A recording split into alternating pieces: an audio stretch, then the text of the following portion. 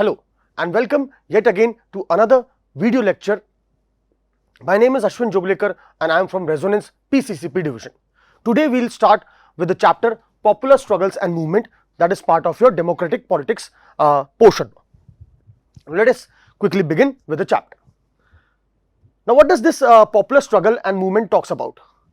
Let us see the introduction. Now democracy involves various conflict of interest between people and viewpoints. Now these differences are expressed in different ways in politics. Those who are in power are required to balance these different demands and pressures. Ordinary citizens, they also play a significant role through different ways, that is through their level of participation and organizations to shape democracy. Pressure groups and movements are some direct ways to influence those who are in power or to probably try and make them change certain policies. The struggle of Nepal and Bolivia are the two examples here which we will see, and then with that we will try and understand the chapter. Are two recent stories that show how power is exercised in democracy. Now the first one is popular struggles in Nepal and Bolivia, that is movement for democracy in Nepal. Now Nepal earlier was a monarchy system and where democracy evolved with time. So that is what has been given here, that how this movement to bring a change in the form of government shaped in Nepal. Now Nepal witnessed an extraordinary popular movement in April 2006. The movement was aimed at restoring democracy. Nepal was one of the third wave countries that had won democracy in 1990. Although the king formally remained the head of the state, the real power was exercised by the popular elected representatives. But then King Birendra was killed in a mysterious massacre of the royal family in 2001. Finally, King Gyanendra in February 2005 dismissed the assembly, the then prime minister, and dissolved the popularly elected parliament. The movement of April 2006 was aimed at again the restoration of democracy in Nepal. Popular control over the government from the king. Now what were the events which shaped this? All the major political parties formed a 7-party alliance, that is the SPA, in parliament formed the 7-party alliance and called for a 4-day strike at Kathmandu, that is the capital city. The protest soon turned into an indefinite strike in which even the Maoist people joined, that is who were the communists who believed in the ideology of Mao Zedong of China, and various other organizations also joined hands. The security forces found themselves unable to tackle this situation, and because the number of people kept on increasing day by day, that is the security forces found themselves unable to take on more than 1 lakh people who gathered almost every day and demanded the restoration of democracy. The number of protesters reached somewhere between 3 to 5 lakhs in between on that is 21st of April, and they served an ultimatum to the king that they want their democracy to be restored. The leaders were stuck to their demand for restoration of parliament, power to an all-party of government, and a new constituent assembly. The outcome of this movement was again successful, that is on 24th April 2004, the last day of the ultimatum, the king was forced to concede all the 3 demands. The SPA chose Girja Prasad Koirala as the new prime minister of the government, interim government. The restored parliament met and then passed different laws, taking most of the powers from the king. The SPA and the Maoists again came to an understanding about how the new constituent assembly would be formed and going to be elected. The struggle for the Nepalese people is a source of inspiration for all the democracies of the world. That how people they took part in a popular movement and forced the government or at that time the monarchy to restore democracy. Second reference here is about Bolivia's water war. Now again in this condition, that is Bolivia is a poor country and where the contractorship of water supply was given to a private organization, and this led to a hike in the prices of water supply. Enraged by this, people decided to take things in their own hand and led this movement of again restoring the power supply back to the municipal rates. So let us go through this story also. Bolivia, the poor country in Latin America, witnessed popular struggle against the privatization of water. The story started when the government sold the right to control or of municipal water supply to a multinational company, that is MNC, the MNC immediately increased the prices of water by 4 times. Suppose like if your bill was 50 rupees, it was suddenly made 200 rupees. So this led to a spontaneous popular protest. And now again, why this became a problem in the country? Because the average per capita income or the average income in here of the people is also very low. So they could not afford to pay such high rates for water supply. In January 2000, a new alliance of labor and human rights activists and community leaders organized a successful general strike in the city. Ultimately, the government agreed to negotiate with the people and the strike was called off, but nothing happened. Later on, again these people came up.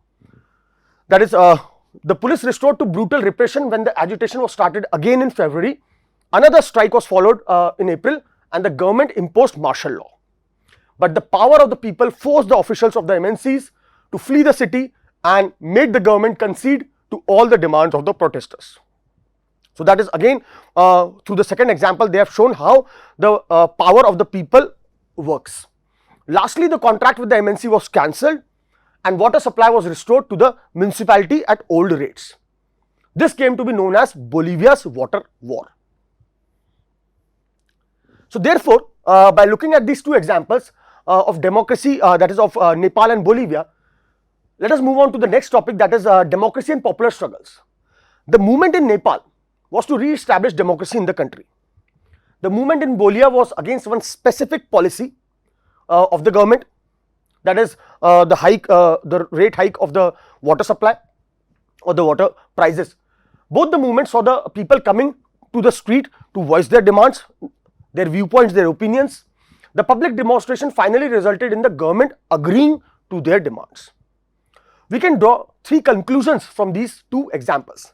The first one being, democracy involves involvement of every citizen in the decision making process. So that is how democracy, that is of the people, for the people and by the people, and how people are themselves involved in the decision making process.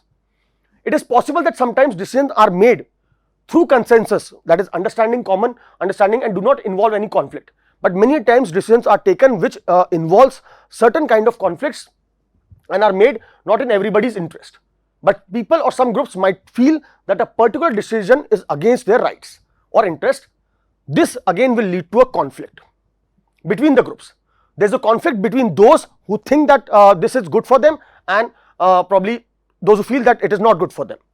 That is between those who are in power and those who want to get power. Most of the conflicts again see mass mobilization, that is many of the people get involved in these kind of movements. All the people come together to voice their demands. Sometimes these conflicts are solved through existing machinery, that is of the government machinery. The government brings in such a law, and or probably if it is about to pass such a law, it might take back that law through existing parliament or the judiciary. But when the conflict involves these existing parliament or the judiciary, the solution of the conflict comes from people themselves. Some new political organizations also might come up, get formed at the time of such conflicts. There is spontaneous public participation here. These political organizations make the public protest more effectively. Now, moving on to the next point, that is mobilization and organizations. Now, again these mobilizations will always involve various kind of people coming together. That is the first point. In Nepal, call for the indefinite strike was given by the 7-party alliance. This alliance included the 7 big parties of the parliament that had some members in the parliament, and also the protest was later joined by the Nepalese Communist Party, which was the Maoist faction, which did not believe in parliamentary democracy, but they still supported the movement in Nepal.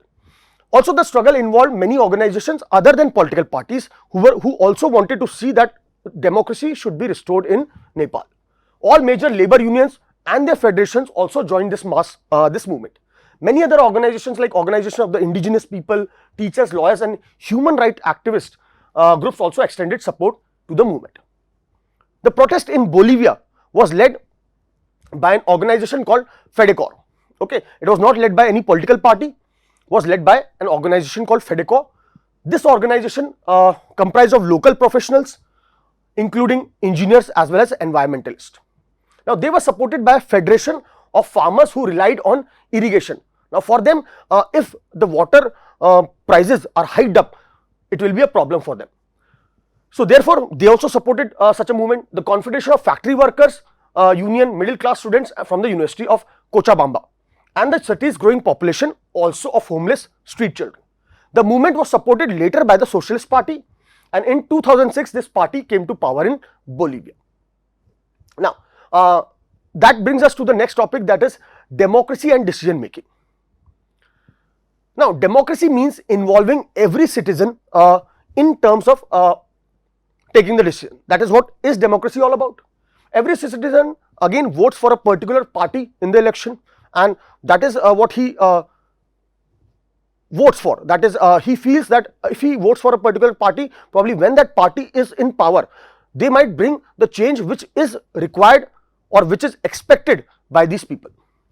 The elected representatives then make policies on behalf of the citizens. Sometimes the people like the policies and sometimes they do not like them and favor it, but sometimes people do not approve it, and policies formed by the government can be opposed. It might get settled peacefully through consensus. Now recently in India also we have been seeing like how some of the policies have been popular protests have been happening or is happening related to the policies. So similarly in any country, any democratic setup, people can come up, either they can favor a particular policy of the government or they can oppose it. So it might get settled peacefully through consensus, again through a common understanding between people and groups, but sometimes there are conflicts over the policies formed by the government. People organize again mass protests in order to raise their opinion or their version against the government or the policy made by the government. Again examples of Nepal and Bolivia show that various human rights, labor and community leaders are also involved in the protest. Different kinds of organizations, they are working behind all the big struggles, and these organize the mass protest which happen more systematically and make the protest more effective. Again, these organizations play different roles, that is either through direct participation or through indirect participation. Direct participation is that they themselves are involved in the protest, and indirectly probably they directly are not involved, but yeah, they are supporting the protest from the outside. The organizations try to influence the decision in a democracy either by directly participating in active politics. They themselves then again create political parties and contest elections. They aim to form good policies by being a part of the government, or they can enter the politics and make new policies or laws or good policies for the citizens of the country. Indirect, that is every citizen cannot form a political party. They don't have the necessary skills or the desire to take part in direct political process or elections. They voice their demands by voting, and people form organizations to voice their opinions. These organizations again promote the interest of the people, viewpoints of the members of the organization, and they are called pressure groups, which pressurize the government to take certain policy matters or into considerations, or considering the viewpoints of the general public. They influence the government policies without sharing the political power. Now, that is what we will do for today. Tomorrow, we will continue with the next topic. Thank you.